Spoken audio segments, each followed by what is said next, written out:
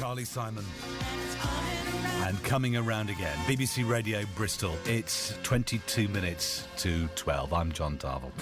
So we've been talking about A-level results and we've been talking about manners. Now, the two are connected, as we discovered about an hour or so ago on the programme when we spoke to the chief executive, well, the head teacher who will become the chief executive of the Castle School in Thornbury. They teach soft skills, being polite, humble, hard work, ethics and manners, very important, especially seeing businesses in the West say that 25% of firms think that uni leavers and some school leavers are just not ready to go into the workplace. They don't have the manners, they don't have the people skills. So what are good manners in 2014? Well, let's find out now from a former royal butler living in the West, Grant Harrold. Grant, good morning to you. Good morning, John. Thank you for having me on. No, welcome to the programme, and thank you very much for your tweet on my Twitter feed earlier about this. Let's start with you, if I can, Grant. I'm going to bring in James in just a moment. You probably know better than most what good manners are. What are good manners?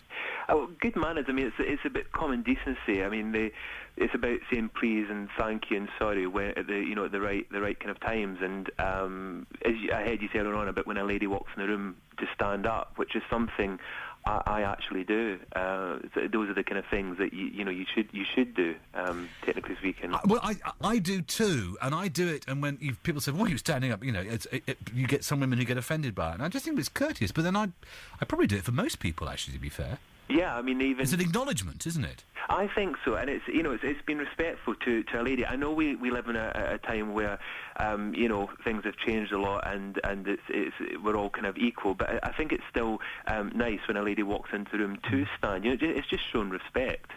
I wonder whether that, in part, has slightly confused us, that, things have changed. We don't say, how do you do? We're not sure whether we're supposed to kiss once, twice, thrice, bump a fist rather than shake a hand, hold a door open for a lady or not hold a door. We're a bit confused, so that's, by default, Grant, made us slightly ill-mannered. Yeah, I mean, you were just saying, with shaking hands and things and how do you do and things, people don't say that. I mean, that is the right way of when you meet people, those are the kind of things you should do. And I think the other day there was something I read about, is it bumping hands or it's very, very popular with Barack Obama, and apparently the Dalai Lama does this. They bump fists. Oh, that's lovely for them. And apparently it's more hygienic. I don't think I'll be bumping fists if I was to meet them. Yeah, I mean, I get what they're saying about the hygiene thing and everything, but I mean, it's becoming a bit of a joke because, to shake somebody's hand, I mean, we've been doing that for centuries, and it, it hasn't caused anybody too much of a problem. And also, when I meet people, I always say, how do you do? Because it's a polite way, it's a polite greeting. Mm. And I think things change. We know this today because of the language story that's out about words that come into popular parlance as opposed to words that don't make the cut for the online Oxford Dictionary. Yeah. Are there standards which, bearing in mind your former life as a royal butler, are there standards which you cannot ever go below in the royal household? I mean, I think so. I mean, the one thing about the royal household, in any household, you're always kind of taught, which you have to be, about how to behave around certain people, around not just royals, but around guests and friends and people you come into contact with every day. Because when you work for for any kind of family, you're almost, as we were told, as a kind of ambassador for them. And the way you behave reflects on the family. And I think you mentioned about businesses, not just with the royal family. I think it doesn't matter who you work for.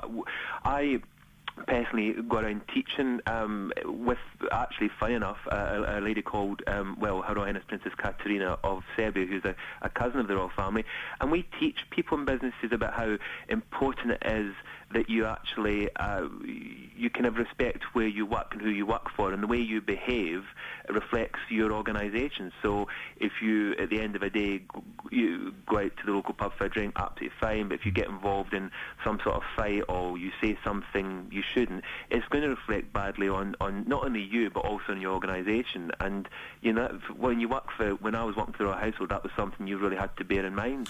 It's a very good point, actually, about that reflection. Let me bring in James, who's an event organiser in Cleveland. James, good morning. Good morning. Now, you are in business, and Grant, they're making a very important point there, I think, about how that reflects on the organisation and indeed on yourself. Manners are very important, and I'd imagine that's very difficult when you... Well, it's difficult, and it's very important, bearing in mind what you do for a living, James. Yeah, no, it's very important. I'd like to echo, I know what Grant was saying then very much reflected the meeting we had just before we opened the Dig for Victory show last year, or back in July, I should say, is that very much everyone at the team, whether you're whatever volunteer you are, whatever job you're doing, you are reflecting the show, and what you purvey very much is the show to the general public. And they're the contact they have at that very moment. So... and one of the last things we said was that a smile and a polite word will get will pretty much resolve any situation. It's very interesting you said a smile, because, again, this is about confidence, which comes back to what the school in Thornbury was talking about this morning, about that, having those skills to be able to look at somebody and talk to them. Yeah. And that's about confidence, isn't it, James? It's very much that sort of making connection with the person, and again, looking them in the eye and being confident and saying, in the grand scheme of things, what we're facing is not really that big a deal.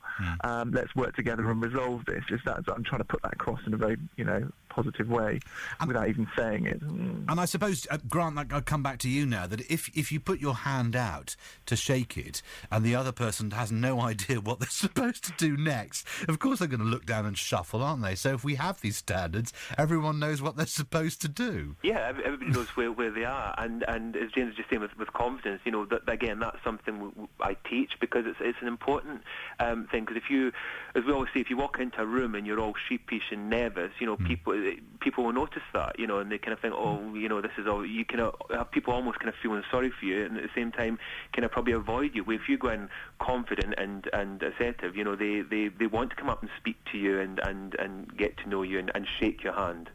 Would you stand up, James, and a lady walks into a room? I would indeed, and I'd open the door. But I think it's also measuring the situation you're in as well, and reflecting.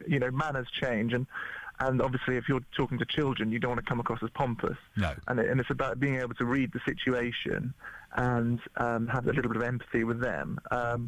Someone said to me a long time ago, I had the honour of meeting the Queen. It was like sort of meeting your great-great-aunt, and you spoke with her with reverence and respect.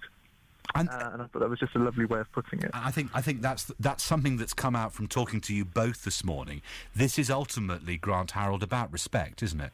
Yeah, absolutely. And as James has said, even when you're meeting like the Queen, treating them like a great aunt or something. I mean, that's what it's about. It's with ladies. It's a very. I mean, I'm not just saying just ladies, but because I know, as I said, with the way everything's equal today. But it's a nice tradition. And as James said, with opening a door for a lady, and these are all just nice little things to do, and they're appreciated. Ultimately, gentlemen, respect is equitable, isn't it? Either way. James, thank you so much for joining me this morning. No problem at all. From Clevedon. And Grant Harrold, former Royal Butler, thank you very much for tweeting me and getting on the programme as well. Great to talk to you both. Thank you. Bless you. Thank you very much indeed. I'm sure you've got a view on that. You've got 15 minutes. 0845 905 949. Manners, respect. Really interesting conversations we've been having on this morning. Thank you for taking part. Have your say before noon.